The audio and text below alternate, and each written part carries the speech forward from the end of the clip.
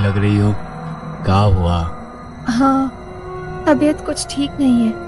कल बारिश में भीग गई थी, जुकाम भी हो रखा है। तभी बिंदिया की मौसी ने चिल्लाते हुए कहा, तंत्र तंत्र का प्रयोग किया है किसी ने हमारी बेटी पर। तंत्र का, सुन रहे हैं सब? तंत्र।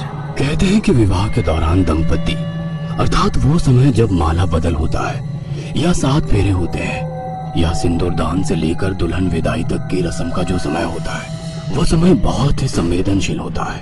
अरे ये क्या कर रही है रे? ए बिंदिया, ए बिंदिया, हमार बिटिया, ये ना कर।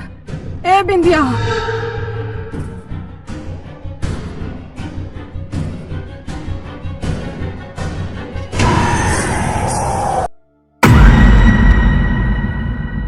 बैंड बाजे वाले पूरे जोश में बैंड बजा रहे थे, लेकिन उनसे भी ज्यादा जोश तो पंकज के दोस्तों में था।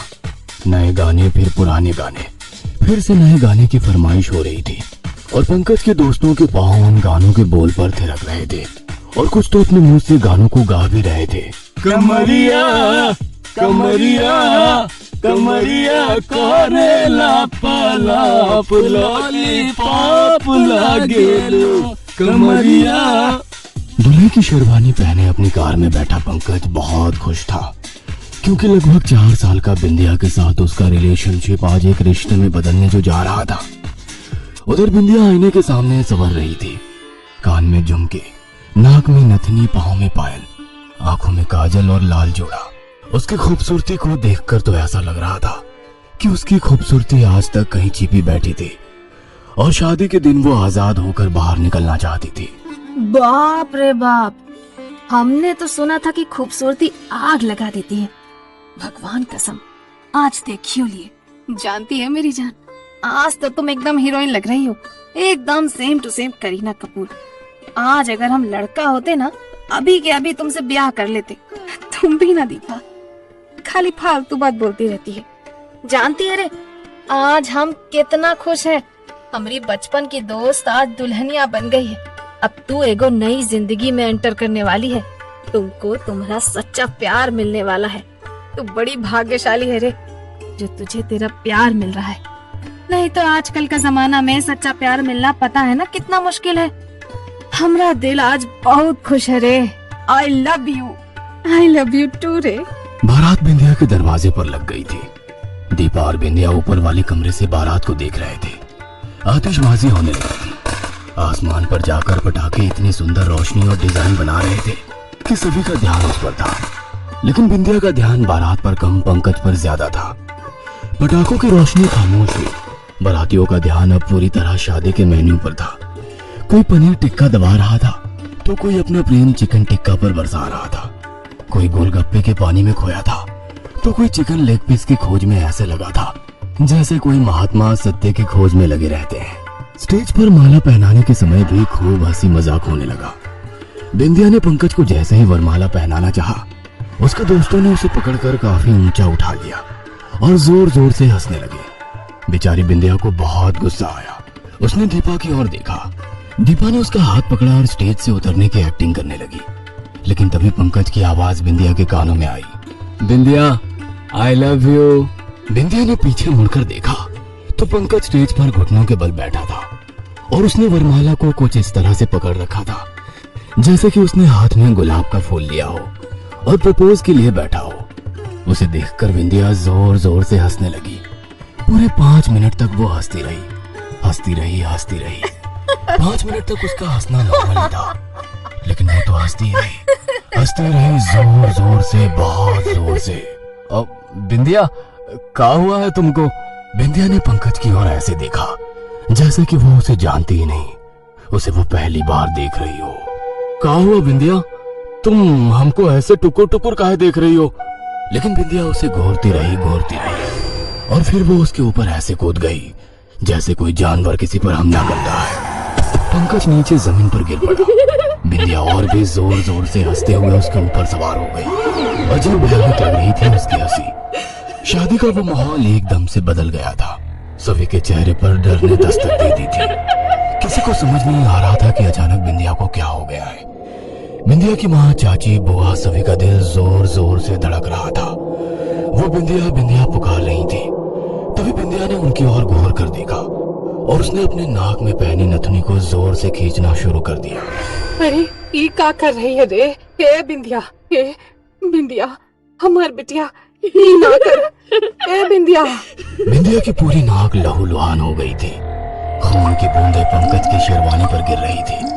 वो बिंदिया की गिरफ्त से निकलना चाहता था, लेकिन लाख कोशिश के बावजूद भी यह संभव नहीं हो रहा था। अचानक बिंदिया पंकज की छाती से उतरी और जमीन पर लेटने लगी। उसके बाद वो ऊपर उठी और हाथ और पैरों के सहारे पीछे की ओर तीर की तरह झुककर चलने लगी, बहुत तेजी से। इस तरह उसे चलता देख सभी की सांसें रुक गई थी। बैंड बाजे वाले तो अपना सारा सामान वहां छोड़कर भाग गए थे। कुछ देर बाद बिंदिया ने उल्टा चलना छोड़ा, लेकिन उसके बाद उसका शरीर हवा में ऊपर की ओर उठने लगा। उसे देखकर ऐसा लग रहा था कि वो ऊपर उड़ रही हो।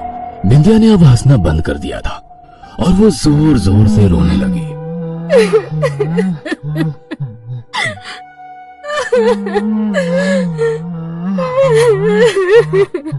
तभी बिंदिया की मौसी ने चिल्लाते हुए कहा, तंत्र, तंत्र का प्रयोग किया है किसी ने हमारी बेटी पर। तंत्र का, सुन रहे हैं सब? तंत्र।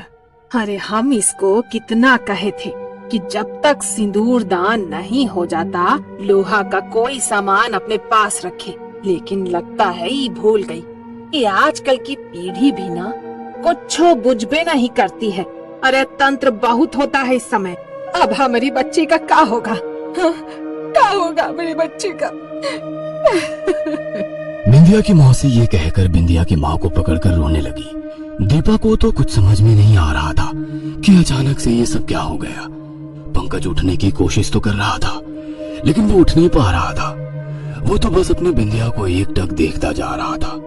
कहते हैं कि विवाह के दौरान दंपति, अर्थात वो समय जब माला बदल होता है या 7 फेरे होते हैं या सिंदूरदान से लेकर दुल्हन विदाई तक की रस्म का जो समय होता है, वो समय बहुत ही संवेदनशील होता है। उस समय मंडप में या वरमाला के स्टेज पर संदिग्ध और अनावश्यक लोग और परिवार के ईर्ष्यालु महिलाओं और दोस्तों रिश्तेदारों को दूर रखना चाहिए, क्योंकि इसी समय कुछ लोग जलन के मारे या किसी पुरानी दुश्मनी को निकालने के लिए तांत्रिक क्रिया करते हैं। और किसी ने तंत्र का प्रयोग कर दिया तो जिस पर तंत्र का प्रयोग हुआ है वो पागल हो सकता है और कई बार तो मर भी जाता है। भारत के कई इलाकों में ऐसा भी देखा गया है कि जब मंडप में सिंदूर दान होता है तो इस प्रक्रिया को बहुत ही गुप्त रूप से किया जाता है। मंडप में माता पिता और बिल्कुल नजदीकी रिश्तेदारों के अलावा और लोगों को दूर रखा जाता है। यही नहीं, दुल्हा दुल्हन की गांठें बांधी हुई चुनरी में कोई कुछ डाल ना पाए या विदाई के समय वो कपड़ा कोई चोरी ना कर ले, इस बात का भी विशेष ख्याल रखा जाता है। चली आ रही परंपरा के अनुसार शादी की हल्दी की रस्म के बाद से ही लोहे का कोई भी छोटा या बड़ा सामान अपने साथ रखने का भी नियम है। कहते हैं ऐसा करने से तंत्र निष्फल हो जाता है, लेकिन ये गलती तो विंध्या ने कर दी थी। लोहे का कोई भी टुकड़ा उसके पास नहीं था, ना तो उसके हाथ में ना ही उसके कपड़ों से बंधा। थोड़ी देर बिंदिया हवा में वैसे ही लटकी रही। वह जोर जोर से रोती भी रही और फिर अचानक दम से नीचे आ गिरी। बिंदिया बेहोश हो गई थी। कुछ देर पहले किसी हीरोइन की तरह दिखने वाली बिंदिया का चेहरा इतना भयानक लग रहा था कि एकटक उसकी और कोई देख भी नहीं रहा था। पंकज की आंखों में आंसू थे। वह धीरे धीरे चलता हुआ अपनी बिंदिया के पास गया और उसे गले लगाते हुए कहा, क्या हो गया रे तुमको? क्या हो गया? हम तुमको बिहार के ले जाने आए थे रे, लेकिन ये सब क्या हो गया? हमारी बिंदिया को किसकी नजर लग गई? रोते हुए पंकज को उसके माता पिता और रिश्तेदारों ने संभाला, लेकिन वो रोता ही रहा। आज बहुत थकी हुई लग रही हो, क्या हुआ? हाँ, तबीयत कुछ ठीक नहीं है।